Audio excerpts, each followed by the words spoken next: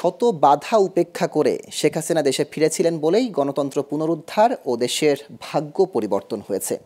তার আগে যারা ক্ষমতায় ছিল তারা শুধু নিজেদের ভাগ্য আর পকেটের উন্নয়ন করেছে বলে মন্তব্য করেছেন আওয়ামী লীগ সাধারণ সম্পাদক ওবায়দুল কাদের। দুপুরে রাজধানীর তেজগাঁওয়ে শেখ হাসিনার স্বদেশ প্রত্যাবর্তন দিবস উপলক্ষে সুবিধাবঞ্চিতদের মাঝে সুষম খাবার বিতরণ অনুষ্ঠানে তিনি এ মন্তব্য করেন।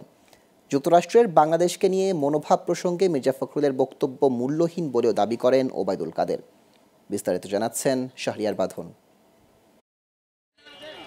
17 মে বঙ্গবন্ধু কন্যা প্রধানমন্ত্রী শেখ হাসিনার স্বদেশ প্রত্যাবর্তন দিবস উপলক্ষে রাজধানীর তেজগাঁওয়ে রহমতে আলম ইসলাম মিশন এতিমখানায় আওয়ামী লীগের ত্রাণ ও সমাজ কল্যাণ বিষয়ক উপকমিটি সুবিধাবঞ্চিতদের মাঝে সুষম খাবার বিতরণ অনুষ্ঠানের আয়োজন করে।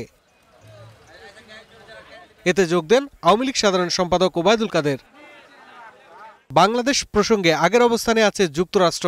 মির্জা ফখরুলের এমন বক্তব্য প্রসঙ্গে ওবায়দুল কাদের বলেন, মার্কিন সহকারী পররাষ্ট্রমন্ত্রীর বক্তব্যেই সব পরিষ্কার হয়ে গেছে। এরপর বিএনপি মহাসচিবের বক্তব্য মূল্যহীন। যুক্তরাষ্ট্রে কথা বলেছেন অবস্থা, সেই অবস্থান ব্যাখ্যা করেছেন ডোনাল্ড লু। এখানে তিনি যে কথা বলেছেন, এরপরে ফখরুল সাহেবের বক্তব্য, এ বক্তব্যের কোনো মূল্য নেই।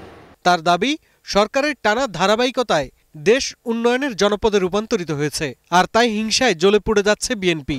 আজকে বাংলাদেশে যেখানেই যাবেন আধুনিক রাস্তায়, পাহাড়ে যেমন সমতলেও শেখ হাসিনা ফিরে এসেছিলেন বলে বাংলাদেশ এই পরিবর্তন চোখে পড়ছে। তার মতে, শেখ হাসিনাই এদেশের ভাগ্য পরিবর্তন করেছে। তার আগে যারা ক্ষমতায় ছিল তারা শুধু নিজেদের ভাগ্য আর পকেটের উন্নয়ন করেছে। জনগণের ভাগ্য পরিবর্তন শেখ হাসিনাই করেছে। এর আগে যারা ক্ষমতায় ছিল তারা নিজেদের ভাগ্যের উন্নয়ন, পকেটের উন্নয়ন করেছে। শেখ হাসিনার হাতেই দেশে পাহাড় সমতলে উন্নয়নের ছোঁয়া লেগেছে। যারা এসব অস্বীকার করে তারা দিনের আলোতে অন্ধকার দেখা ছাড়া আর কিছুই দেখতে পায় না বলেও জানান তিনি। এ সত্যকে যারা অস্বীকার করে তারা দিনের আলোতে রাতের অন্ধকার। শাহরিয়ার বাঁধন, গ্লোবাল টেলিভিশন, ঢাকা।